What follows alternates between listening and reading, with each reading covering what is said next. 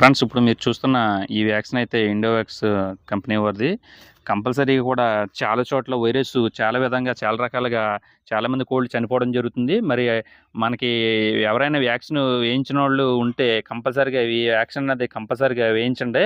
ఎందుకనంటే దరిదాపుగా చాలా చోట్ల అయితే వైరస్ అయితే ఎక్కువగా ఉండడంతో చాలామంది వ్యాక్సిన్ వేయనోళ్ళు చాలామంది చాలా కోళ్ళను కోల్పోవడం జరిగింది. కావున ముందు జాగ్రత్తగా చాలామంది అసలు వ్యాక్సిన్‌లో ఎటువంటి పరిస్థితుల్లో ఎప్పుడు వాడినోళ్ళు కంపల్సరీ కూడా ఈ ఈ వ్యాక్సిన్ అనేది వాడుకోండి. ఈ వ్యాక్సిన్ వచ్చేప్పటికి మన జంగారెడ్డిగూడెంలో విజయ పౌల్ట్రీ పశువుల మందుల షాపులో అయితే అందుబాటులో ఉండడం జరుగుతుంది.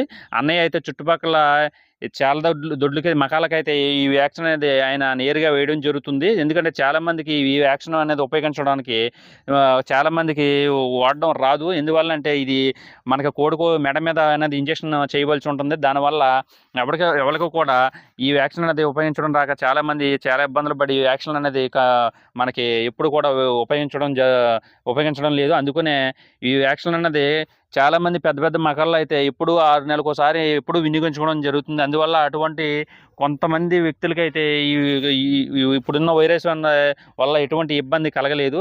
కావున వ్యాక్సిన్‌లు వేయకుండా ఈ నిర్లక్ష్యం చేసినోళ్ళు కంపల్సరీ కూడా కోళ్ళను కోల్పోవడం జరుగుతుంది. కావున ప్రతి ఒక్కరూ కూడా ఈ వ్యాక్సిన్ అనేది ఉపయోగించండి. ఉపయోగించడం ద్వారా తద్వారా ముందు జాగ్రత్తగానే మనం కోళ్ళని కాపాడుకోగలుగుతాము.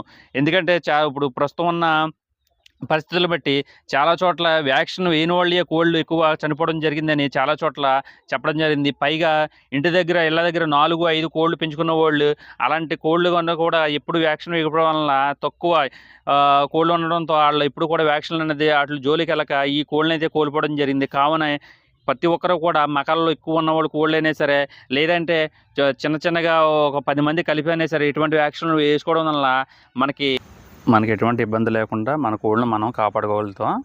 Thank you friends.